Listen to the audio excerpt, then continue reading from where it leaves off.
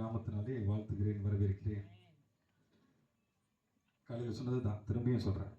ஒரு பிரசங்கமாய் கேட்பீர்கள் என்று சொன்னால் உங்களுக்கு ஒரு பிரயோஜனமும் கிடையாது.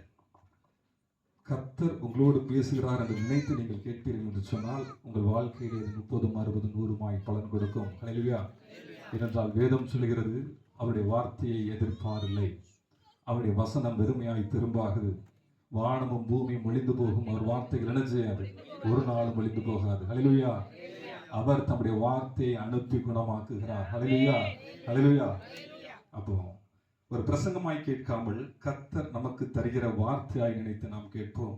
இந்த நாளிலும் கூட நாம் சிந்திக்கும்படியாய் கொடுக்கப்பட்ட தேவனுடைய ஜீவ வார்த்தை யோபுவின் புஸ்தகம் 23வது அதிகாரம் 14வது வசனம். யோபு 23:14. எனக்கு குறித்திருக்கிறதை அவர் நிறைவேற்றுவார். இப்படிப்பட்டவைகள் இன்னும் அநேகம் அவரிடத்தில் உண்டு. ஹல்லேலூயா. எத்தனை பேர் விசுவாசத்தோட சொல்றீங்க? எனக்கு குறித்திருக்கிறதை அவர் நிறைவேற்றுவார். ஹல்லேலூயா. குறிக்கப்பட்டது உங்கள் வாழ்க்கையிலே நிறைவேறும். ஹல்லேலூயா. எனக்கு குறித்திருக்கிறதை அவர் நிறைவேற்றுவார். இப்படிப்பட்டவைகள் இன்னும் அநேகம் அவரிடத்திலே இருக்கிறது. இந்த வார்த்தையை சொல்லும் போது யோபுகிட்ட என்ன இருந்துச்சு? எதுவும் இல்லை. ஹல்லேலூயா. இந்த வார்த்தையை சொல்லும் போது யோபுகிட்ட இருந்தது ஒன்னே ஒண்ணுதான். ஒரு ஓட்டை பிடித்துக் கொண்டு சொல்றான், எனக்கு குறித்திருக்கிறதை அவர் நிறைவேற்றுவார். ஹல்லேலூயா. எப்படி யோபு உன்னால சொல்ல முடியுது? இந்த வார்த்தையை சொல்லும் போது அவன்கிட்ட ஆஸ்தி இல்ல, அந்தஸ்து இல்ல, மரியாதை இல்ல, பிள்ளைகள் இல்ல, மனைவி இல்ல, நண்பர்கள் இல்ல, உறவுகள் இல்ல, எதுவும் இல்லாதவனாய் அவன் சொல்றான், எனக்கு குறித்திருக்கிறதை அவர் நிறைவேற்றுவார். எப்படி யோபு உன்னால் இவ்வளவு உறுதியா சொல்ல முடியுது உனக்கு குறித்திருக்கிறதை நிறைவேற்றுவார்னு சொல்லி? அப்படின்னு சொன்னால் யோபுவின் புஸ்தகம் 23வது அதிகாரம் 10வது வசனம். ஆனாலும் நான் போகும் வழியை அவர் அறிவார். ஹல்லேலூயா, ஹல்லேலூயா. ஆனாலும் நான் போகும் வழியை அவர் அறிவார். என்னை குறித்து என் மனைவி புரிந்து கொள்ளாமல் இருக்கலாம், என் கணவன் புரிந்து கொள்ளாமல் இருக்கலாம், என்னுடைய உறவுகள் புரிந்து கொள்ளாமல் இருக்கலாம், என் நண்பர்கள் புரிந்து கொள்ளாமல் இருக்கலாம், என் சகோதரர்கள் புரிந்து கொள்ளாமல் இருக்கலாம். ஆனாலும் நான் நிற்கக்கூடிய நிலைமை, நான் போகக்கூடிய பாதை, நான் அடையக்கூடிய வேதனை, இது எல்லாவற்றையும் அறிந்தவர் ஒருவர் இருக்கிறார். அவர் நான் போகும் வழியை அறிவார். ஹல்லேலூயா. எல்லாவற்றையும் அறிந்தவர் ஒருவர் இருக்கிறார். இதைத்தான் சங்கீதக்காரன் சொல்லும் போது, தேவரீர் என்னுடைய உட்கார்தலை நீர் அறிந்திருக்கிறீர், என்னுடைய எழுந்திருத்தலை நீர் அறிந்திருக்கிறீர், என்னுடைய நினைவுகளை நீர் தூரத்திலிருந்து அறிகிறீர், தேவரீர் என் அலைச்சல்களை அறிந்திருக்கிறீர், என்னுடைய நிந்தையை நீர் அறிந்திருக்கிறீர், என்னுடைய அவமானத்தை நீர் அறிந்திருக்கிறீர். எல்லாவற்றையும் அறிந்த ஒருவர் இருக்கிறார். ஹல்லேலூயா, ஹல்லேலூயா. இன்னைக்கு நம்முடைய வாழ்க்கையில நம்மை புரிந்து கொள்ளாத அநேகர் நம்மோடு கூட இருக்கலாம். நம்முடைய சூழ்நிலையை புரிந்து கொள்ளாத அநேகர் நம் மத்தியில் இருக்கலாம். நம்முடைய நிலைமையை புரிந்து கொள்ளாத அநேகர் நம் மத்தியில் இருக்கலாம். ஆனால் நம்முடைய சூழ்நிலை, நம்முடைய பாடுகள், நம்முடைய வேதனை அறிந்த ஒருவர் இருக்கிறார். ஹல்லேலூயா. இவ்வளவு கஷ்டத்திலையும் யோபு உன்னால எப்படி யோபு அவர் உனக்கு குறித்திருக்கிறதை நிறைவேற்றுவார் உன்னால உறுதியா சொல்ல முடியும்னு கேட்டா யோபு சொல்வார், என் மீட்பர் உயிரோடு இருக்கிறார் என்றும் அவர் கடைசி நாளில் பூமியின் மேல் நிற்பார் என்றும் நான் அறிந்திருக்கிறேன். ஹல்லேலூயா, ஹல்லேலூயா. என் மீட்பர் உயிரோடு இருக்கிற வரைக்கும் எனக்கு குறிக்கப்பட்டது என் வாழ்க்கையில நிறைவேறும். ஹல்லேலூயா. என் மீட்பர் உயிரோடு இருக்கிறார் என்பதை நான் அறிந்திருக்கிறேன், என் நிலைமையை என் மீட்பர் அறிந்திருக்கிறார். ஹல்லேலூயா. இப்போ அவர் சொல்றார், எனக்கு குறித்திருக்கிறதை அவர் நிறைவேற்றுவார். எனக்கு குறிக்கப்பட்டது என் வாழ்க்கையில நிறைவேறும். என் பிள்ளைகளை குறித்து சொல்லப்பட்ட என் பிள்ளைகளுடைய வாழ்க்கையில நிறைவேறும். சொல்லப்பட்ட வசனங்கள், வாக்குத்தத்தங்கள், தீர்க்க தரிசனங்கள் ஒரு நாள் உங்கள் வாழ்க்கையில் என்ன தெரியாது, ஒரு நாளும் அவமாய் போகாது. வார்த்தை நிறைவேற தாமதமாகுமே தவிர, தள்ளி போகுமே தவிர, ஒரு நாளும் தடைபடாது. ஹல்லேலூயா. நல்லா பாருங்க, எனக்கு குறித்து எப்படி யோபு உன்னால இவ்வளவு உறுதியா சொல்ல முடியுதுன்னு சொல்லி கேட்டா, யோபுவின் புஸ்தகம் 33வது அதிகாரம் 14வது வசனத்தை எடுத்து வாசிங்க. 33:14.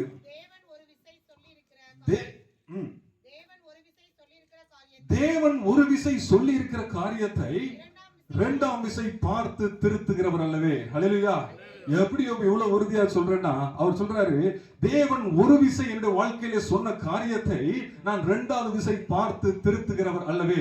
அவர் ஒரு மனிதனுடைய வாழ்க்கையிலே ஒரு வாக்குத்தத்தை கொடுத்திருக்கிறார் என்று சொன்னால், ஒரு வசனத்தை கொடுத்திருக்கிறார் என்று சொன்னால், ஒரு வார்த்தை கொடுத்திருக்கிறார் என்று சொன்னால், ஒரு தரிசனத்தை கொடுத்திருக்கிறார் என்று சொன்னால், ஒரு விசை சொன்னப்பட்ட காரியம் இரண்டாம் விசை மாற்றி திருத்தி எழுதப்படாது. ஹல்லேலூயா. அவர் மனம் மாற மனிதன் அல்ல, அவர் பொய்யுரையாத தேவன் என்று வேதம் சொல்கிறது. தாவீதுக்கு நான் பொய் சொல்லேன். ஹல்லேலூயா. அப்ப ஒரு வசனத்தை கர்த்தர் உங்க வாழ்க்கையில கொடுத்திருக்கிறார்னா, உங்க பிள்ளைகளுடைய வாழ்க்கையில கொடுத்திருக்கிறார்னா, அதை நிச்சயமாய் நிறைவேற்றுவார். நிச்சயமாய் நிறைவேற்றுவார். 12th எத்தனை மார்க்? இன்னைக்கு மொத்தம் எத்தனை மார்க்? நான் படிக்கும்போது 1200. இப்போ 600. 600க்கு எவ்வளவு எடுத்த டாக்டர் சீட் கிடைக்கும்? 600க்கு 590 என்ன செய்யணும்? நம்மளாம் ஒரு 590 எடுத்தாதான் ஃப்ரீ சீட் என்ன செய்ய முடியும்? போக முடியும். 585க்கு மேல இருந்தாதான் நம்ம என்ன செய்ய முடியும்? ஃப்ரீ சீட்ல போக முடியும். புதிதாக ஒருத்தவங்களுக்கு கல்யாணம் முடியுது, ஒரு குழந்தை பிறகுதுன்னு வச்சுக்கோங்க. பெற்றோருடைய அவர்கள் வசதியானவர்களோ வறுமையில் இருக்கிறவர்களோ யாராக இருந்தாலும் சரி, பெற்றோருடைய கனவு என்னவா இருக்கும்னு நினைக்கிறீங்க? என் பிள்ளைய எல்லாருக்குமே அந்த கனவு இருக்கும். என் பிள்ளை எப்படி இருக்கணும்? ஒரு படிச்சா ஒரு டாக்டர் ஆகணும், இல்ல ஒரு IAS கலெக்டர் ஆகணுங்கிற நினைவு எல்லாருக்கும் என்ன செய்யும்? இருக்கும். இப்ப எத்தனை மார்க் எடுக்கணும்? 590. பிள்ளை 500 மார்க் தான் எடுத்திருக்கு. என்ன பண்ணுவீங்க? நம்ம பிள்ளை பிறந்தோடனே கர்த்தர் எனக்கு கொடுத்தாருன்னு சொல்லி டாக்டர் நினைச்சிருக்கோம், டைரியில எழுதி வச்சிருக்கிறோம். பிள்ளை 500 மார்க் தான் எடுத்திருக்கு. என்ன பண்ணுவோம்? எழுதுனதை அழிப்போம். அப்படிதானே? எழுதுனதை அழிச்சிட்டு இன்ஜினியர் எழுதுவோம். அப்படிதானே? இன்ஜினியர் எழுதுவோம். பிள்ளை 400 மார்க் தான் எடுத்திருக்கு. என்ன பண்ணுவீங்க? திரும்பி எழுதுனதை என்ன செய்வோம்? அழிப்போம். இப்ப டீச்சர் என்ன செய்வோம்? எழுதுவோம். இப்ப பிள்ளை 300 மார்க் தான் எடுத்திருக்கு, ஜஸ்ட் பாஸ். என்ன பண்ணுவீங்க? புலிகரணா பாத்தீங்களா? நல்லா கேட்டுக்கீங்க. Just pass. இப்ப என்ன செய்வோம்? ஏதோ எழுதுனது என்ன செய்வோம்? அழிப்போம். எழுதுனது. ஏன்னா என்னுடைய நிலைமை மாறும்போது, என் சூழ்நிலை மாறும்போது, நான் குறித்து வைத்திருக்கக்கூடிய காரியத்தை என்னுடைய நிலைமை கேட்டார் போல், என்னுடைய தகுதி கேட்டார் போல், என்னுடைய சூழ்நிலை கேட்டார் போல், என் கையில் இருக்கக்கூடிய பணத்திற்கு கேட்டார் போல் நான் மாறி மாறி என்ன செய்றேன்? எழுதிக்கிட்டே இருக்கிறேன். ஆனால் கர்த்தர் ஒரு மனிதனுடைய வாழ்க்கையில ஒரு வார்த்தையை கொடுத்திருப்பார் என்று சொன்னால், அவனுடைய நிலைமை மாறினாலும், அவனுடைய சூழ்நிலை மாறினாலும், அவனுக்கு கூடிய பலன் குறைந்தாலும், கர்த்தர் அவனுக்கு கொடுத்திருக்கக்கூடிய வார்த்தையை மாற்றுவதே இல்லை. ஹல்லேலூயா, ஹல்லேலூயா. எனக்கு குறித்திருக்கிறதை அவர் நிறைவேற்றுவார். ஹல்லேலூயா. சொல்லப்பட்டது நிச்சயமாய் நிறைவேறும். உங்களை குறித்து எழுதி வைக்கப்பட்டிருக்கிறது நிச்சயமாய் நிறைவேறும். வசனத்தின் மேல ஒரு மனுஷனுக்கு பிடிப்பு இருந்துச்சுன்னா, அந்த வசனம் அவனுடைய வாழ்க்கையிலே கிரியை செய்யும். வசனத்தை நம்பணும்னா நம்ம ஒரு நாளும் தோற்கவே மாட்டோம். ஹல்லேலூயா. வார்த்தையை பிடித்து கொண்டு ஜெயித்தவர்கள் இந்த உலகத்தில் அநேகர். கர்த்தருடைய வார்த்தை மாத்திரம் பிடித்துக்கொண்டு எந்த பிடிப்பும் இல்லாமல் இந்த உலகத்திலே வாழ்ந்து ஜெயித்தவர்கள் அநேகர். இதற்கு ஆதாரமாய் வேதத்திலிருந்து ஒரு காரியத்தை காண்பித்து தர ஆசைப்படுகிறேன்.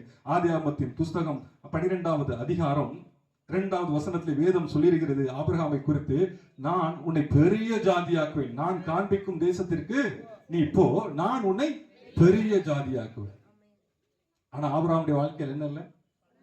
குழந்தையே, ஒரு பிள்ளைக்கே வழி இல்லை. ஆனா ஆண்டவர் சொன்ன வார்த்தை எப்படி இருக்கு? பெரிய நான் உன்னை ஆசீர்வதிக்கவே ஆசீர்வதித்து உன்னை பெருகவே பெருக பண்ணுவேன், நீ ஆசீர்வாதமாய் இருப்பாய். வசனம் சூப்பரா இருக்கு. சர்ச்சுக்கு வந்தா வசனம் எனக்குன்னே பேசுன மாதிரி இருக்கு. ஆனா ஆபிரகாமுடைய வாழ்க்கையில பாத்தீங்கன்னு சொன்னால், எங்க ஆசீர்வாதமா இருப்பாரு என்று சொல்லி வசனத்தை பெற்றுக்கொண்டானோ, பெற்றுக்கொண்ட பிறகு அவன் போகிற தேசத்திலே பஞ்சம் உண்டாயிற்று என்று வேதத்திலே சொல்லப்பட்டிருக்கிறது. ஹல்லேலூயா. அப்ப பாருங்க, வசனத்துக்கும் வாழ்க்கைக்கு என்ன இல்லை? சம்பந்தமே இல்லை. வேதத்திலே சொல்லப்பட்டிருக்கிறது. ஆதியாகமம் 15:3-2 சொல்லப்பட்டிருக்கிறது. ஆபிரகாம் ஆண்டவர்கிட்ட போய் கேட்கிறார், ஆண்டவரே, நீர் எனக்கு ஒரு புத்திர சந்தானம் கொடுப்பேன் என்று சொல்லி நீர் என்ன செய்யல? இன்னும் எனக்கு என்ன செய்யல? கொடுக்கல. அதனால என் வீட்டில் இருக்கக்கூடிய என்னுடைய வேலைக்காரனாகி எலியேசரை என்ன செய்ய போறேன்? எனக்கு ஒரு சுதந்திரவாளி என்ன செய்ய போறேன்? நீங்க எனக்கு ஒரு வார்த்தையை கொடுத்தீங்க நிறைவேற்றுவேன்னு சொல்லி. இப்ப 16 வருஷம் ஆயிடுச்சு. வார்த்தையை எனக்கு கொடுத்து எத்தனை வருஷம் ஆயிடுச்சு? 16 வருஷம் ஆயிடுச்சு. 16 வருஷம் கழிச்சு இந்த வார்த்தை என் வாழ்க்கையில என்ன செய்யல? நிறைவேறல. அதனால இப்ப நான் ஒரு முடிவு எடுத்திருக்கேன். என்னன்னா, என் வாழ்க்கையில என்ன தேவைங்கிறத இப்ப நான் என்ன செஞ்சிருக்கிறேன்? ஒரு முடிவு எடுத்திருக்கிறேன். அதனால என் வீட்டுல இருக்கக்கூடிய எலியேசரை நான் என்ன செய்ய போறேன்? அடாப்ட் பண்ண போறேன்னு சொல்லி சொல்லும் போது ஆண்டவர் சொல்றாரு, ஆபிரகாமே, நீ உன் கூடாரத்தை விட்டு முதலாவது வெளியே வா. ஹல்லேலூயா. வெளியே வந்து வானத்தின் நட்சத்திரத்தை அண்ணாந்து பார். உன் வீட்டுக்குள்ளே இருக்கிற வரைக்கும், உன் சூழ்நிலையே பார்த்துக்கிட்டு இருக்க வரைக்கும், உன்னால கர்த்தர் உனக்கென்று வைத்திருக்கக்கூடிய வாக்குத்தத்தத்தை உன்னால என்ன செய்ய முடியாது? பார்க்க முடியாது. உன் சூழ்நிலையை விட்டு வெளியே வந்து கர்த்தர் உனக்கென்று வைத்திருக்கக்கூடிய ஆகாயத்தை பார். வானத்தையும் பூமியும் உண்டாக்கின கர்த்தரிடத்திலிருந்து உனக்கு ஒத்தாசை வரும். ஹல்லேலூயா. வானத்தை பார், அப்பொழுது என்ன செய்வான்? வார்த்தை கொடுத்து என்ன செய்கிறார்? சேர்ச்சார். ஹல்லேலூயா. வார்த்தை நிறைவேறலங்கிறதுக்காக, நாம நம்பலங்கிறதுக்காக வார்த்தை உங்கள்ட்ட இருந்து எடுக்க மாட்டார். மீண்டும் வார்த்தையை கொடுத்து தேற்றுவார். ஹல்லேலூயா. அவர் சொன்னதை ஒரு நாளும் வாழ்க்கையிலிருந்து மாட்ட மாட்டார். இப்போ 24 வருஷம் ஆயிடுச்சு அவர் அவருடைய வாழ்க்கையில. 99 வயசு ஆயிடுச்சு. இப்ப சொல்றான் ஆபிரகாம், ஆண்டவரே இஸ்மவேல் உமக்கு முன்பாக பிழைப்பானாக. இஸ்மவேல் உமக்கு முன்பாக. ஆண்டவர் சொல்றாரு, இல்லை ஆபிரகாமே, உன் மகனுக்கு ஈசாக்கு என்று பெயரிடுவாயாக. ஹல்லேலூயா, ஹல்லேலூயா. ஏன் ஆண்டவரே என்னுடைய வாழ்க்கையில வார்த்தையை கொடுத்து நீங்க நிறைவேற்றுவதற்கு இவ்வளவு தாமதமானீங்க என்று சொல்லி பார்த்தீர்கள் என்று சொன்னால், ஆதியாகமம் 21வது அதிகாரம் 2வது வசனம். ஆதியாகமம் 21:2. ஆபிரகாம் முதிர் வயதா இருக்கையில் சாராள் கர்ப்பவதியாகி, தேவன் குறித்திருந்த காலத்திலே சாராள் கர்ப்பவதியானாள். ஹல்லேலூயா. என்னை குறித்து வசனத்தை பெற்றுக்கொண்டவுடன் நான் நினைக்கிற ஒரு காலம் ஒன்று இருக்கு, அவர் தீர்மானிச்சு வச்சிருக்க காலம் ஒன்று இருக்கு. ஹல்லேலூயா. நான் நினைக்கிற காலத்துல அவர் சொன்ன வார்த்தை நிறைவேறாது. அவர் தீர்மானித்து வைத்திருக்கக்கூடிய நேரத்தில் அவர் சொன்ன வார்த்தையை வாழ்க்கையில் என்ன செய்யும்? நிறைவேறும். வேதம் தெளிவாய் சொல்கிறது, தேவன் குறித்திருந்த காலத்திலே சாராள் கர்ப்பவதியானாள். ஹல்லேலூயா. அப்போ என்னை குறித்து நான் உயர்வதற்கென்று நான் விரும்புகிற காரியம் ஒன்று என்று இருக்கிறது. ஆனால் கர்த்தர் என்னை உயர்த்துவதற்கென்று ஒரு காரியத்தை என்னுடைய வாழ்க்கையில் என்ன செய்திருக்கிறார்? வைத்திருக்கிறார். எனக்கு குறிக்கப்பட்டது என் வாழ்க்கையில நிச்சயமா என்ன செய்யும்? நிறைவேறும். ஹல்லேலூயா. வார்த்தையை பெற்றுக்கொண்ட ஆபிரகாம் மறந்து போகலாம். வார்த்தையை பெற்றுக்கொண்ட ஆபிரகாம் என்ன செய்யலாம்? மறந்து போகலாம். வசனத்தை பெற்றுக்கொண்ட நீங்கள் மறந்து போகலாம். ஆனால் உங்களுக்கு வாக்குத்தத்தை கொடுத்த தேவன் ஒரு நாளும் உங்களுக்கு கொடுத்த வார்த்தையை மறப்பதில்லை. ஹல்லேலூயா. காலங்கள் மாறினாலும், நாட்கள் மாறினாலும், காலங்கள் கடந்து போனாலும் அவர் வார்த்தை என்னுடைய வாழ்க்கையில் இருந்து ஒரு நாளும் மாறாது. ஹல்லேலூயா, ஹல்லேலூயா. வசனத்தை பெற்றுக்கொண்ட ஆபிரகாம் மறந்து போலாம். ஆண்டவரே, இதுக்கு பிறகு என் வாழ்க்கையில் எதுவுமே நடப்பதற்கு வாய்ப்பு இல்லை. ஆனால் ஆண்டவர் சொல்றார், நான் உனக்கு ஒரு வார்த்தையை கொடுத்திருக்கிறேன். உன்னுடைய நிலைமை மாறினாலும், நாட்கள் மாறினாலும், உன்னுடைய சூழ்நிலை மாறினாலும், உனக்கு கொடுக்கப்பட்ட வார்த்தை உன் வாழ்க்கையில் நிச்சயமாய் நிறைவேறும். தேவன் ஒரு விசை சொன்ன காரியத்தை 2ஆம் விசை பார்த்து திருத்துகிறவர் அல்லவே. 2வது விசை பார்த்து திருத்துகிறவே மாட்டார்.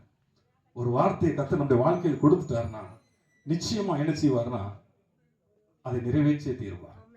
சில நேரத்தில் பார்த்தீங்கன்னா ஆண்டவர் சிலருடைய வாழ்க்கையில சில காரியங்களை செய்யும் போது அவரே எதிர்பார்க்காத ஒரு தாமதம் என்ன செய்யும்னா நடக்கும். அவரே எதிர்பார்க்காத, இங்க கவனிங்க, அவரே எதிர்பார்க்காத ஒரு தாமதம் என்ன செய்யும் நடக்கும். ஜெப ஆலய தலைவனாகி எதிர் யாருக்கிட்ட வரான்னா ஆண்டவராக இயேசு கிறிஸ்துட்ட வராரு. ஆண்டவர் சொல்றாரு, என் மகள் வியாதியா இருக்கிறாள். ஃபர்ஸ்ட் வந்தது யாரு? எதிர். நல்லா புரிஞ்சுக்கணும். என் மகள் வியாதியா இருக்கிறாள், நீர் வந்து அவளை என்ன செய்யும்? சுகமாக்கும். ஆண்டவர் சொல்ல, நான் வந்து என்ன செய்வேன்? அவளை சுகமாக்குவேன். இப்ப இயேசு கிறிஸ்து நடந்து போறார். போகிற வழியிலே 12 வருடமாய் பெரும்பாடுள்ள இயேசு கிறிஸ்துவின் வஸ்திரத்தை தொடரா. அவர் என்ன செய்றார்? இயேசு நின்னுட்டார். ஆண்டவர் என்ன செஞ்சிட்டாரு? இந்த தாமதத்திற்கு காரணம் எபிருவா இயேசு கிறிஸ்துவா? நல்லா சொல்லுங்க, சொல்ல மாட்டேங்கிறீங்க. இந்த தாமதத்திற்கு காரணம் எபிருவா இயேசு கிறிஸ்துவா? இயேசு கிறிஸ்து. இயேசு கிறிஸ்துவினுடைய தாமதத்தினால இப்ப என்ன செய்யறான்? எபிரி மனசுல என்ன நினைச்சிருப்பான்?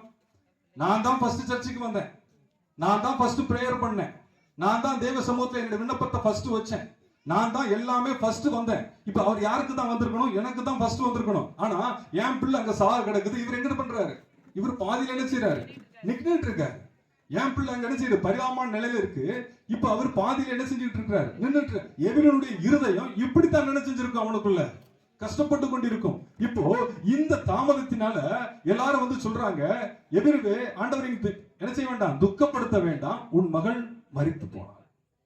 இயேசு கிறிஸ்துவினுடைய தாமதத்தினால ஒரு வீட்டுல என்ன நடந்துருச்சு? இறப்பு வந்துருச்சு. இயேசு கிறிஸ்துவினுடைய தாமதத்தினால ஒரு வீட்டுல என்ன வந்துருச்சு? இறப்பு வந்துருச்சுன்னு உலகம் சொல்லுது. ஹல்லேலூயா, ஹல்லேலூயா. உலகம் என்ன செய்யும்னா, எப்பவுமே உங்கள் காதுகள் கேட்க நெகட்டிவான வேர்ட்ஸ் சாத்தான் விதைத்துக் கொண்டே இருப்பான். ஹல்லேலூயா. உங்களுடைய விசுவாசத்தை உடைக்கத்தக்கதான நெகட்டிவான செயல்களை சாத்தான் உங்கள் காதுகளை விதைத்துக் கொண்டிருப்பான். நீ போதகரை துக்கப்படுத்த வேண்டாம். இனிமே ஆண்டவர் வந்து என்ன செய்யல? பிரோஜனம் இல்ல. உன் ஜெபம் கேட்கப்படல. நீ ஃபர்ஸ்ட் சர்ச்சுக்கு போயிருக்கலாம், ஃபர்ஸ்ட் பிரேயர் பண்ணிருக்கலாம். ஆனால் உன்னுடைய பிரேயர் ரிக்வெஸ்ட் ஆண்டவர் என்ன செய்யல. இப்ப ஆண்டவர் வராததுனால உன் பிள்ளையோட வாழ்க்கை என்ன செஞ்சிருச்சு? எதிரவே முடிஞ்சு போயிருச்சு. ஆண்டவர் வராததுனால உன் பிள்ளையோட வாழ்க்கை என்ன செஞ்சிருச்சு? முடிஞ்சு போயிருச்சு. இப்படிப்பட்ட சூழ்நிலையிலே ஆண்டவர் சொல்றாரு, எதிரவே நான் உனக்கு ஒரு வார்த்தை கொடுத்திருக்கிறேன். என்ன வார்த்தை என்று சொன்னால், நான் வந்து சுகமாக்குவேன். ஹல்லேலூயா, ஹல்லேலூயா. என்னால் ஒரு தாமதம் வந்திருக்குமானால் நான் கொடுத்த வார்த்தையும் வாழ்க்கையில என்ன செய்யாது, மாறவே மாறாது. சொல்றாரு, விசுவாசம் உள்ளவனாயிரு, என்னை விசுவாசிக்கிறவன் மரித்தாலும் பிழைப்பான். ஹல்லேலூயா. விசுவாசத்தை மாத்திரம் வாழ்க்கையில விடாமல் வார்த்தையை பிடித்துக் கொண்டோம் என்று சொன்னால், நம்முடைய வாழ்க்கையிலே சில காரியங்கள் முடிந்தது என்று உலகம் சொன்னாலும் அதை கர்த்தர் முடியாததாய் நம்முடைய வாழ்க்கையிலே மாற்றி தருவார். ஹல்லேலூயா. அவர் நெறிந்த நாணலை முறியாமலும் மங்கி எரிகிற திரியை அணையாமலும் காக்கிற தேவன். ஹல்லேலூயா. இது நெறிந்த நாணல் தான். எதிரினுடைய மகளுடைய வாழ்க்கை நெறிந்த நாணல் தான். உலகம் முறிஞ்சிரும்னு எதிர்பார்க்குது. மங்கி எரிகிற திரி தான். இது அணைஞ்சிரும்னு உலகம் என்ன செய்து எதிர்பார்க்குது. ஆனால் வார்த்தையை கொடுத்தவர் அவனுக்கு குறித்திருக்கிறதை அவன் வாழ்க்கையிலே நிறைவேற்றினார். ஹல்லேலூயா, ஹல்லேலூயா. அவனுக்கு சொல்லப்பட்டது அவன் வாழ்க்கையிலே நிறைவேறும். எனக்கு குறித்திருக்கிறதை அவர் நிறைவேற்றுவார். ஹல்லேலூயா. எனக்கு வார்த்தையை கொடுத்தவர் சாதாரணமானவர் அல்ல, பொய்யுரையாத தேவன். ஹல்லேலூயா. நான் உனக்கு சொன்னதை செய்யும் அளவு உன்னை கைவிடுவதில்லை. ஒரு வார்த்தை மனுஷனுக்கு ஆண்டவருக்கு ஒரு மனுஷனுடைய வாழ்க்கையில கர்த்தர் கொடுத்திருக்கிறார்னா, என்னுடைய நிலைமை மாறினாலும் என்னுடைய சூழ்நிலை மாறினாலும் அது கால தாமதமானாலும் அந்த வார்த்தை நிச்சயமாய் அந்த மனிதனுடைய வாழ்க்கையிலே நிறைவேறியே தீரும். வார்த்தை ஒரு நாள் என்ன செய்யாது, மாறவே மாறாது. இது ஆண்டவரே எதிர்பார்க்காத ஒரு தாமதம். ஆனா சிலருடைய வாழ்க்கையில ஆண்டவர் என்ன பண்ணுவார்னா, பர்பஸா தாமதிப்பார். பர்பஸ் என்ன செய்வார், இவங்க வாழ்க்கையில் நம்ம என்ன செய்யணும், ஒரு தாமதத்தை என்ன செய்யணும், கொடுக்கணும்னு என்ன செய்வார், கொடுப்பார்.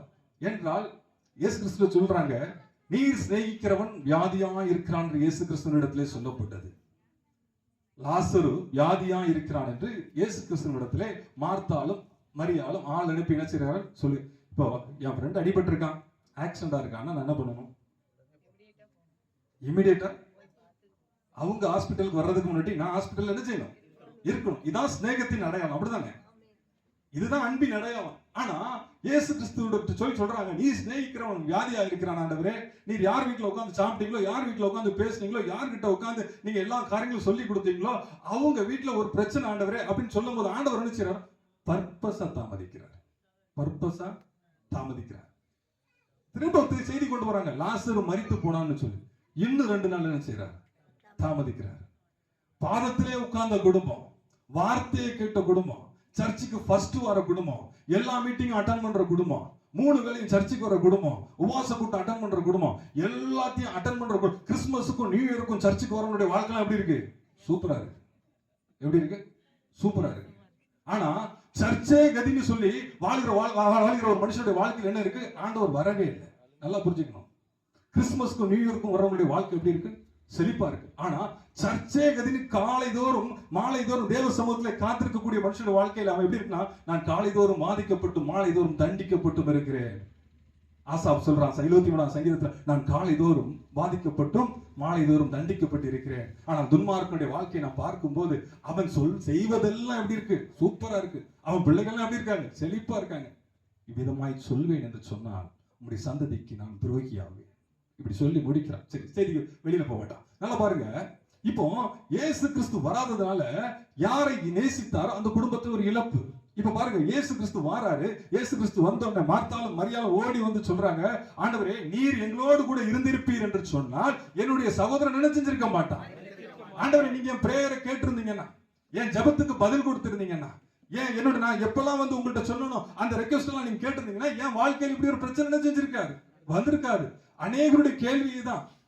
என்னைக்கோ சர்ச்சுக்கு வரவங்க நல்லா இருக்காங்க, டெய்லி சர்ச்சுக்கு வரேன், கர்த்தருடைய பாதத்திலே அமர்ந்திருக்கிறேன், ஆனா என் வாழ்க்கை ஏன் இப்படி இருக்கு?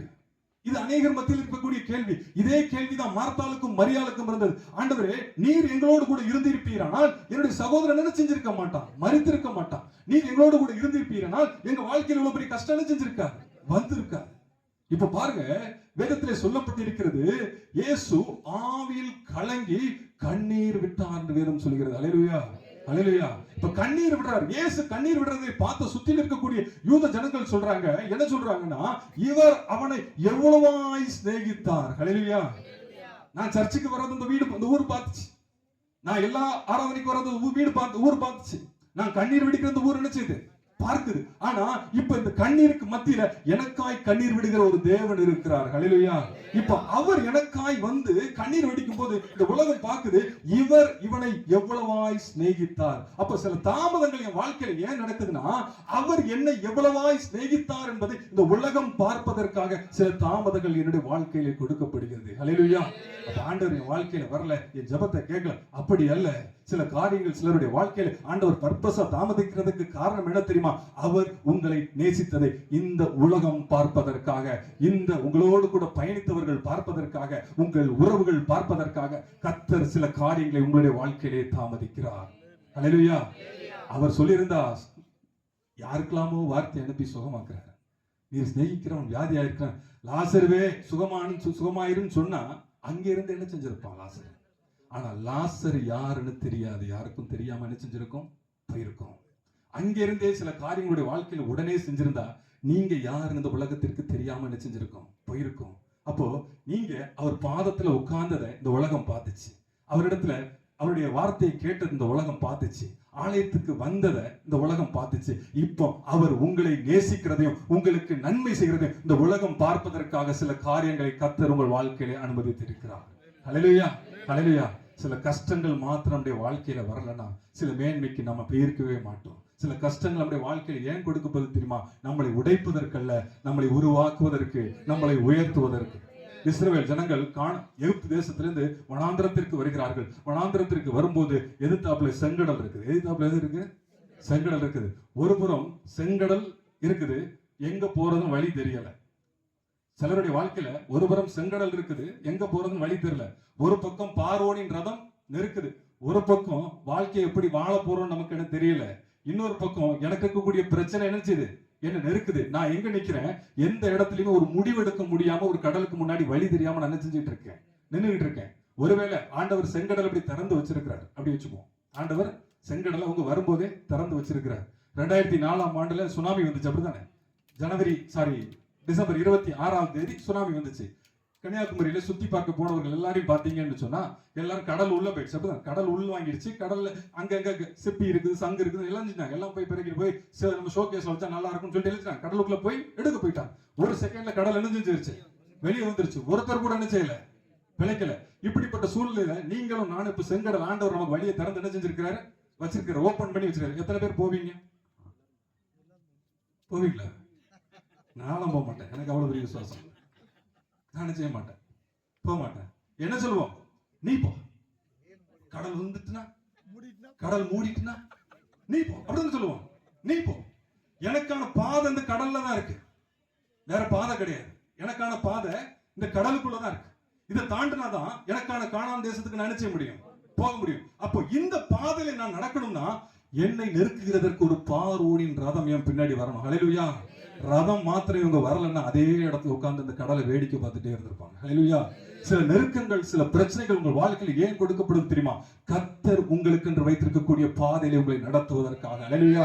அந்த நெருக்கம் மாத்திரம் உங்க வாழ்க்கையில வரலன்னா உங்களுக்கு என்று வைத்திருக்கக்கூடிய நன்மையை நீங்க பார்த்திருக்கவே மாட்டீங்க. ஹல்லேலூயா. அப்ப சில நெருக்கங்கள், அந்த வேதம் சொல்கிறது, அந்த ரதங்கள் அவர்களை தொடர்ந்ததே தவிர அவர்களை தொடர. ஹல்லேலூயா. சில நெருக்கங்கள் உங்க வாழ்க்கையில எந்த பிரச்சனை வேண்டாம் என்று நினைக்கிறீர்களோ, எந்த பிரச்சனை நீ என் வாழ்க்கையில வரக்கூடாது என்று நினைக்கிறீர்களோ, அந்த பிரச்சனை திரும்ப உங்க வாழ்க்கையில தொடரும், ஆனால் உங்களை தொடாது. ஹல்லேலூயா. ஏன் தொடர்கிறது என்று சொன்னால், தேவன் உங்களுக்கு என்று வைத்திருக்கக்கூடிய பாதையில் உங்களை நடத்துவதற்காக தேவன் அந்த பாதையை என்ன செய்கிறார், நியமித்து வைத்திருக்கிறார். அந்த பிரச்சனை அவர்களை உடைப்பதற்கு வரல, அவர்களை உருவாக்குவதற்கு வந்தது. அந்த பிரச்சனை அவர்களை உடைப்பதற்கு வரல, அவர்களை உயர்த்துவதற்காக கொடுக்கப்பட்டது. அப்ப சில பிரச்சனைகள் நம்முடைய வாழ்க்கையில வரலன்னா கர்த்தர் எனக்கு குறித்திருக்கிறதை நிறைவேற்ற முடியாது. ஹல்லேலூயா. எனக்கு குறித்திருக்கிறதை அவர் நிறைவேற்றுவார். அதனாலதான் யோபு சொல்றாரு, நான் சோதிக்கப்பட்ட பிறகு பொன்னாக விளங்குவேன். ஹல்லேலூயா. இந்த வனாந்திரத்தின் நாட்கள் என்பது கர்த்தர் எனக்கு கொடுத்திருக்கக்கூடிய சோதனையின் காலம். இந்த சோதனை காலம் முடிந்த பிறகு நான் பொன்னாக விளங்குவேன். எனக்கு குறிக்கப்பட்டது என் வாழ்க்கையில நிச்சயமாய் நிறைவேறும். சில நெருக்கங்கள் நம்முடைய வாழ்க்கையில வரலன்னா சில உயர்வுகளுக்கு நம்ம என்ன செஞ்சிருக்க மாட்டோம், போயிருக்க மாட்டோம். ஈசாக்கு ஒரு துறவை வெட்டுகிறான். அந்த துறவுக்கு பேர் ஏசே. அந்த துறவை வெட்டினோடனே 4 பேர் வந்து பிரச்சனைக்கு வந்தாங்க. 4 பேர் வந்து என்ன செஞ்சாங்க, பிரச்சனைக்கு வந்தாங்க. பிரச்சனைக்கு வந்தோடனே ஈசாக்கு என்ன நினைச்சிருப்பான், என்ன ஆண்டவரே, நான் யாருக்கு எந்த தவறு செய்யல, யாருக்கு எந்த துரோகமும் பண்ணல, இப்பதான் என் வாழ்க்கையில ஒரு ஸ்டெப் மேல எடுத்து வைக்கிறேன், ஆனா 4 பேர் வந்து நினைச்சாங்க என்ன நெருக்குறாங்க. இப்படிதான் அவன் இருதயத்துல நினைச்சிருப்பான். இப்ப அந்த இடத்துல இருந்து இன்னொரு இடத்துல போய் ஒரு துறவு பெற்றான், அதற்கு பேர் சித்னா. அங்க என்ன செய்றாங்க, 4 பேர் வந்து என்ன செய்றாங்க, பிரச்சனை பண்றாங்க. இப்ப அவன் இருதயம் எப்படி இருக்கும், எங்க போனாலும் என் பிரச்சனை நினைச்சது என் பின்னாடியே வருது. தாவீது சொன்னது போல, துன்பத்தின் நடுவில் நான் நடந்தாலும், துன்பத்தின் துன்பம் நான் எங்க இருக்கேன், எனக்கு வலதுபுறமும் துன்பம், இடதுபுறமும் துன்பம், முன்னாடியும் துன்பம், பின்னாடியும் துன்பம், நான் துன்பத்தின் நடுவில் நடந்தாலும், அப்ப நான் எங்க நடந்தாலும் இதுவும் என் கூட என்ன செய்யுது, வந்துகிட்டே இருக்கு. இதுதான் தாவீதுடைய வார்த்தை. நான் துன்பத்தின் நடுவுல நடந்துகிட்டே இருக்கேன் ஆண்டவரே, இந்த துன்பம் என்னை சுத்தி நடந்துகிட்டே என்ன செய்யுது இருக்குது. இப்படிப்பட்ட சூழ்நிலை அவன் 2 துறவை வெற்றான். எல்லா இடத்துலயும் வாழ்க்கையில பிரச்சனை கடந்துகிட்டே இருக்கு. ஆனா 3வது ஒரு துறவை வெற்றான், யாருமே பிரச்சனைக்கு வரல. ஹல்லேலூயா. ஏனென்றால் அது தேவன் அவனுக்கென்று குறித்து வைத்திருக்கக்கூடிய ரெகோபோத். ஹல்லேலூயா. அப்ப தேவன் உங்களை குறித்து வைத்திருக்கக்கூடிய இடத்திற்கு கொண்டு செல்வதற்காக, அவர் குறித்து வைத்திருக்கக்கூடிய வார்த்தையை நிறைவேற்றுவதற்காக சில காரியங்களை உங்களுடைய வாழ்க்கையில் என்ன செய்கிறார், அனுமதிக்கிறார். 10,000 ரூபாய் வேலையில பிரச்சனை வரலன்னா 20,000 ரூபாய் வேலைக்கு என்ன செஞ்சிருக்க மாட்டோம், போயிருக்க மாட்டோம். 20,000 ரூபாய் வேலையில பிரச்சனை வரலன்னா 50,000 சம்பளத்துக்கு என்ன செஞ்சிருக்க மாட்டோம், போயிருக்க மாட்டோம். அப்ப சில நெருக்கங்கள் என்னை உடைப்பதற்காக தேவன் அனுமதிக்கல, என்னை உயர்த்துவதற்காக தேவன் அனுமதித்திருக்கிறார். ஹல்லேலூயா, ஹல்லேலூயா. அப்போ உங்களுக்கு சொல்லப்பட்டது, உங்களுக்கு குறித்து வைக்கப்பட்டது உங்கள் வாழ்க்கையில் நிச்சயமாக நிறைவேறும். வானம் ஒளிந்து போனான், பூமி ஒளிந்து போனான், அவர் உங்களுக்கு சொன்ன வார்த்தை ஒரு நாளும் ஒளியாது. ஹல்லேலூயா. நான் கடக்கக்கூடிய பாதையில கஷ்டம் இருக்கலாம், இது கண்ணீரின் பாதையா இருக்கலாம், வேதனையின் பாதையா இருக்கலாம், பாடுகளின் பாதையா இருக்கலாம், உபத்திரத்தின் பாதையா இருக்கலாம். ஆனால் இந்த உபத்திரத்தின் பாதைக்கு அடுத்தபடியாக தேவன் எனக்கு அந்த குறித்து வைத்திருக்கக்கூடிய காரியம் இருக்கிறது. சில நேரம் சில நெருக்கம் வரும்போது நம்ம நினைக்கிறோம், மனுஷன் நெருக்கிறான், மனுஷன் நெருக்கிறான் சொல்லி. மனுஷன் நெருக்கல, தேவன் நெருக்க அனுமதித்து இருக்கிறார். ஹல்லேலூயா. தேவனுடைய அனுமதி இல்லாமல் உங்க தலையில இருந்து ஒரு முடி கூட என்ன செய்யாது, விடாது. அவர் சொல்றாரு, பிசாசு ஆண்டவர்ட்ட போய், நீர் அவனுடைய சுதந்திரத்தை என்ன செஞ்சிருக்கீங்க, வேலி அடைச்சு, நீங்க வேலியை மட்டும் எடுங்க ஆண்டவரே. அப்போ தேவனுடைய கட்டுப்பாட்டுக்குள்ள இருக்கக்கூடிய ஒரு மனுஷன் மேல கை வைக்கணும்னா பிசாசு பெர்மிஷன் கேட்டுட்டு தானே செய்ய முடியும், கை வைக்க முடியும். அப்ப ஆண்டவர் அனுமதிக்காம உங்க வாழ்க்கையில எந்த மனுஷனும் நெருக்கத்தை என்ன செய்ய முடியாது, கொண்டு வர முடியாது. அந்த நெருக்கம் உங்களை உடைப்பதற்காக வரல, கர்த்தர் உங்களுக்கு அந்த குறித்து வைத்திருக்கக்கூடிய காரியத்தை நீங்கள் பெற்றுக்கொள்வதற்காக கர்த்தர் உங்கள் வாழ்க்கையில அதை கொடுத்திருக்கிறார். ஹல்லேலூயா, ஹல்லேலூயா. இஸ்ரவேல் கடைசி ஒரு உதாரணத்தை சொல்றேன். இஸ்ரவேல் ஜனங்கள் என்ன செய்றாங்கன்னா, வனாந்தரத்தை 3 நாள் சுற்றி வராங்க. 3 நாள் குடிப்பதற்கு என்ன இல்ல, தண்ணி இல்ல, இருதயத்துல தாகம், ஓடி. இப்ப 3 நாள் உபவாசம் இருக்கிறோம். 3 நாள் என்ன செய்யறோம், உபவாசம் இருக்கிறோம். இப்படி வச்சுக்குவோம், 3 நாள் உபவாசம் இருக்கிறோம். இப்போ கண்ணுக்கு முன்னாடி எதற்காக உபவாசம் இருந்தோம், அந்த காரியம் நிக்குது, நேரா தண்ணி தெரியுது, நேரா போய் கை வச்சு குடிக்கிறோம், கசப்பா இருக்கு. எப்படி இருக்கும், என் ஜபமெல்லாம் வீணா போச்சு. அப்படிதானே? 3 நாள் உபவாசம் இருந்திருக்கிறேன், காலையில மாலையில தேவ சமூகத்தில் உட்கார்ந்து இருக்கிறேன். 3 நாள் கழிச்சு கர்த்தர் ஒரு நன்மையை தருவார்னு பார்த்தா அது எப்படி இருக்கு, என் வாழ்க்கையில கசப்பா இருக்கு. எந்த இடத்துல நீங்க ஸ்ட்ரக் ஆகி நிக்கிறீங்களோ, எந்த இடத்துல ஓட முடியாமல் தவித்துக் கொண்டிருக்கிறீர்களோ, அதே இடத்துல கர்த்தர் உங்களுக்கு ஒரு சொல்யூஷனை வைத்திருப்பார், தீர்வை வைத்திருப்பார். ஹல்லேலூயா. எந்த இடம் கசப்பா இருந்துச்சோ அதே கசப்புக்கு மத்தியில கர்த்தர் ஒரு மரத்தை வைத்திருந்தார். ஹல்லேலூயா. அந்த கசப்பை நீக்குகிற மரத்தை கர்த்தர் என்ன செய்தார், வைத்திருந்தார். ஒருவேளை அந்த துறவு கசப்பா இருக்குதுன்னு சொல்லி இவங்க திரும்பி போயிருந்தாங்கன்னா லைஃப்ல, என் 3 நாள் ஜெபம் வேஸ்ட், இன்னும் ஆண்டவர் தேடுறத வேஸ்ட், வாங்க ரிட்டர்ன் போவோம்னு சொல்லி இவங்க திரும்பி போயிருந்தாங்கன்னா, இதற்கு பிறகு 7 நீரூற்றுகள் இருக்கக்கூடிய ஏளிமை இவர்கள் பார்த்திருக்க முடியாது. ஹல்லேலூயா. சில காரியங்கள் கசப்பா இருக்குன்னு சொல்லி வாழ்க்கையில ரிட்டர்ன் போயிட்டோம்னா கர்த்தர் நமக்கென்று வைத்திருக்கக்கூடிய நன்மை நம்மால் என்ன செய்ய முடியாது, பெரிய நன்மைகளை என்ன செய்ய முடியாது, பார்க்க முடியாது. சரி, இப்ப இந்த மரம் என்ன நினைச்சிருக்கோம்,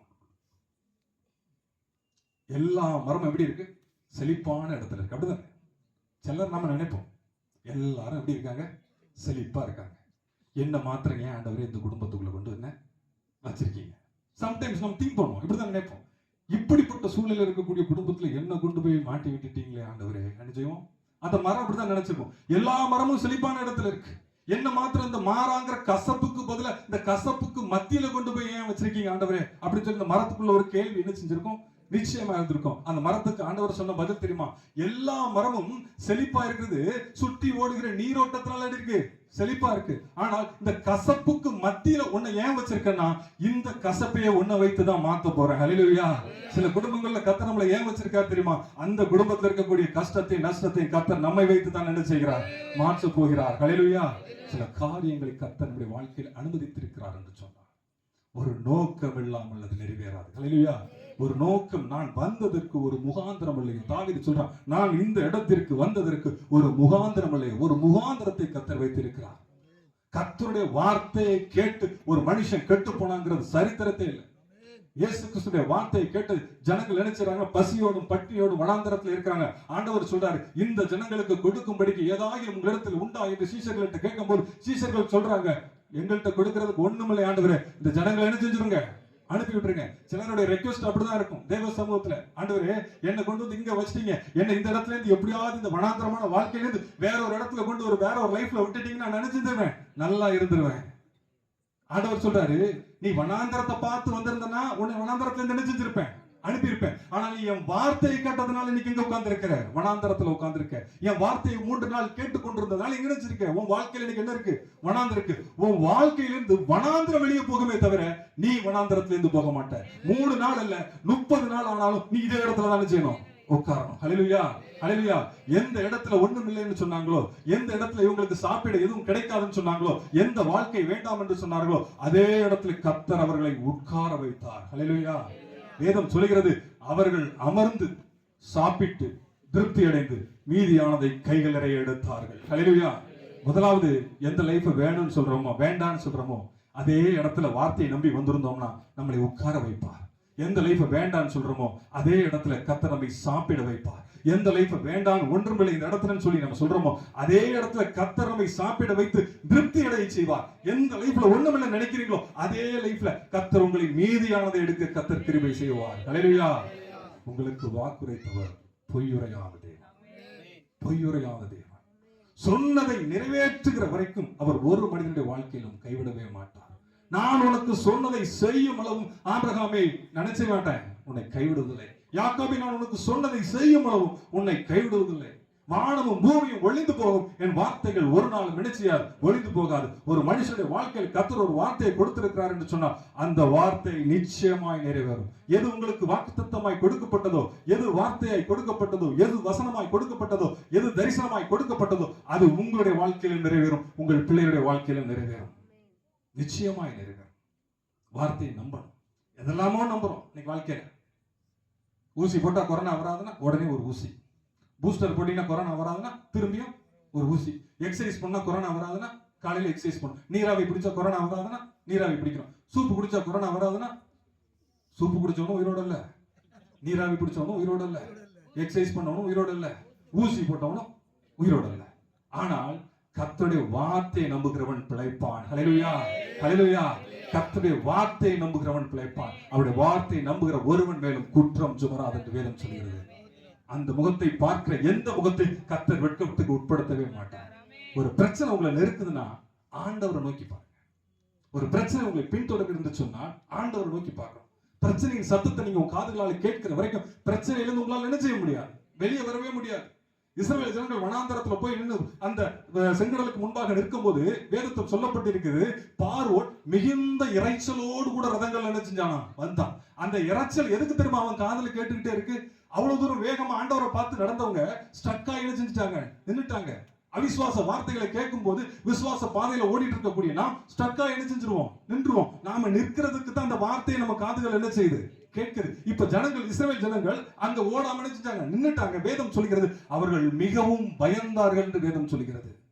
வசனத்தை கேட்கறத விட்டுட்டு மத்த சத்த அதிகமா கேட்டேன்னா எதிர்காலத்தை குறித்த பயம் எனக்குள்ள என்ன செஞ்சிடும், வர ஆரம்பிச்சிடும். அப்ப ஏன் பிரச்சனைய ஆண்டவர் பார்க்கணும்னா வேதத்திலே சொல்லப்பட்டிருக்கிறது, இஸ்ரவேல் ஜனங்கள் மேகஸ்தம்பத்தில் இருக்கக்கூடிய கர்த்தரை நோக்கி பார்த்தார்கள், கர்த்தரோ பார்வோனுடைய ரதத்தை நோக்கி பார்த்தார். ஹல்லேலூயா. நான் கர்த்தருடைய முகத்தை பார்க்கும்போது கர்த்தர் என் பிரச்சனையை பார்க்கிறார். ஹல்லேலூயா, ஹல்லேலூயா. பிரச்சனைக்கு நடுவுல ஒரு மனுஷன் செய்ய வேண்டிய காரியம் என்ன தெரியுமா, கர்த்தருடைய முகத்தை மாத்திரம் பார்க்கணும், முகத்தை மாத்திரம் பார்க்கணும்.